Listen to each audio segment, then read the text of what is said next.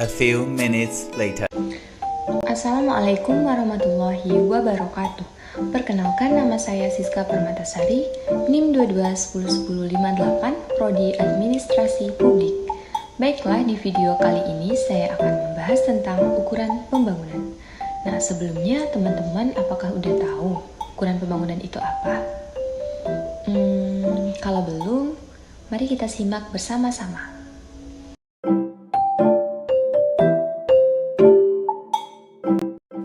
Ukuran pembangunan adalah tolak ukur yang digunakan untuk menilai sejauh mana suatu negara atau wilayah telah berkembang. Ukuran pembangunan bisa bersifat ekonomi, sosial, maupun lingkungan. Adapun indikator dari ukuran pembangunan sebagai berikut.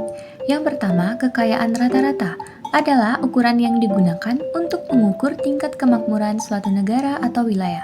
Kekayaan rata-rata dapat diukur dengan pendapatan per kapita, produk domestik bruto, dan kekayaan nasional per kapita. Jadi, kekayaan rata-rata yang tinggi dapat menyebabkan bahwa suatu negara atau wilayah memiliki tingkat kemakmuran yang baik, tetapi juga dapat menyembunyikan ketimpangan pendapatan dan kemiskinan. Yang kedua, pemerataan adalah ukuran yang digunakan untuk mengukur distribusi pendapatan dan kekayaan di antara penduduk suatu negara atau wilayah.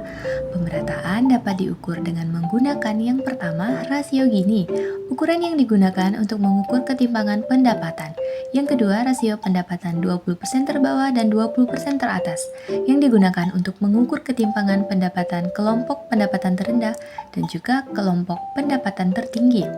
Jadi, pemerataan yang baik dapat menunjukkan bahwa suatu negara atau wilayah memiliki distribusi pendapatan yang adil dan merata.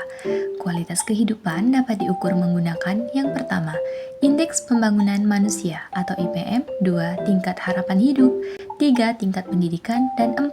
Akses fasilitas kesehatan dan sanitasi. Kualitas yang baik dapat menunjukkan bahwa suatu negara atau wilayah yang memiliki tingkat kesejahteraan yang tinggi. 4. Kerusakan lingkungan atau Sustainable Development adalah ukuran yang digunakan untuk mengukur dampak aktivitas manusia terhadap lingkungan. Kerusakan lingkungan juga dapat diukur menggunakan indikator seperti emisi gas rumah kaca, polusi udara dan air, serta kerusakan hutan dan lahan. Kerusakan lingkungan yang tinggi dapat menunjukkan bahwa suatu negara atau wilayah memiliki aktivitas yang tidak berkelanjutan dan dapat membahayakan lingkungan. 5. Keadilan sosial adalah ukuran yang digunakan untuk mengukur tingkat keadilan dan kesetaraan di antara penduduk suatu negara atau wilayah. Keadilan sosial dapat diukur dengan menggunakan indikator seperti akses pendidikan dan kesehatan yang sama, kesempatan kerja dan pendapatan, serta perlindungan hak asasi manusia. Keadilan sosial yang baik dapat menunjukkan bahwa suatu negara atau wilayah memiliki masyarakat yang adil dan sejahtera.